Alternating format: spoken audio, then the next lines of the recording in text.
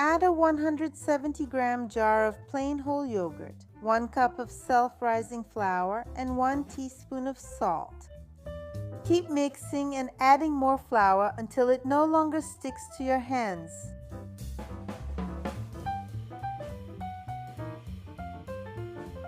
Let it rest for 1 hour in a warm place.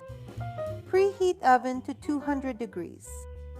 Spread the dough using your fingertips on a floured baking pan and poke it with a fork to prevent bubbles from forming.